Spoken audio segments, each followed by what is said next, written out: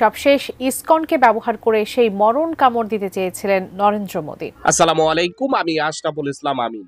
স্বাগতম জানাচ্ছি নতুন আরো একটি ভিডিওতে। এই মুহূর্তে সারা বাংলাদেশের পরিস্থিতি সম্পর্কে আপনারা মোটামুটি অবগত রয়েছেন।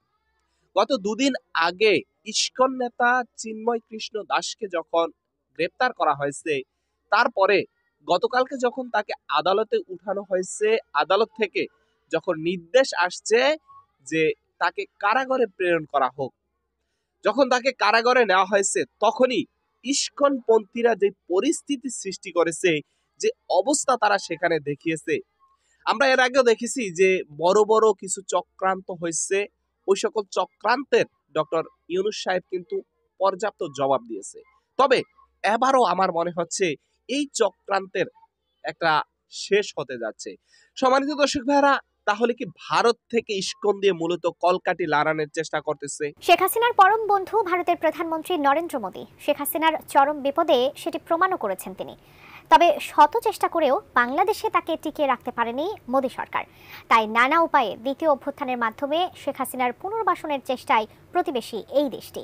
সবশেষ ইসকনকে ব্যবহার করে সেই মরণ কামড় দিতে চেয়েছিলেন নরেন্দ্র মোদী, তবে সেখানেও ব্যর্থ তারা। এবার কোন পরিকল্পনায় নামছে তারা জানার পতনের পর হঠাৎ করে সক্রিয় ইসকন। ভারতের ইন্ধনে একের পর এক দেশি বিরোধী চক্রান্তের গুটি চালাচ্ছে তারা।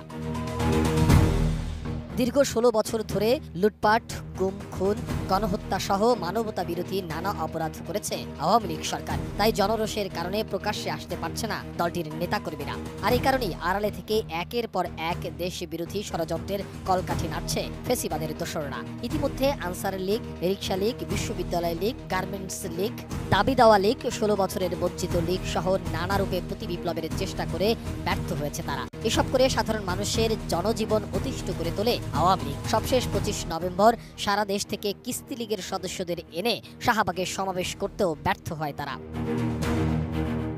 গণ অভ্যুত্থানে পরাজয়ের পর প্রথম থেকেই হিন্দুদের নিয়ে গভীর এক ষড়যন্ত্র করতে থাকে আওয়ামী লীগ।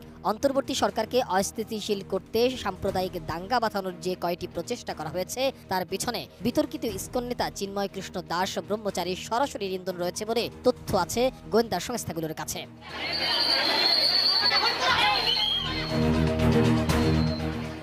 রাষ্ট্রদ্রোহ মামলার এই আসামি চট্টগ্রামের জমি দখল, সাম্প্রদায়িক উস্কানি সহ নানা অনৈতিক কর্মকাণ্ডের হোতা। এতদিন পর্দার আড়ালে থেকে তাকে ব্যবহার করে কলকাঠি নাড়ছিল ভারত ও আওয়ামী লীগ। ২৫ নভেম্বর রাষ্ট্রদ্রোহ মামলায় তাকে আটক করলে সঙ্গে সঙ্গে প্রতিবাদী বিবৃতি দেয় ফেসিবাদী আওয়ামী লীগ। প্রকাশ্যে এই হঠকারী বিবৃতির মাধ্যমে আওয়ামী লীগের মুসলিম ও দেশবিরোধী ষড়যন্ত্রের মুখোশ উন্মোচন হয়েছে বলে মনে করছেন নেটিজেনরা।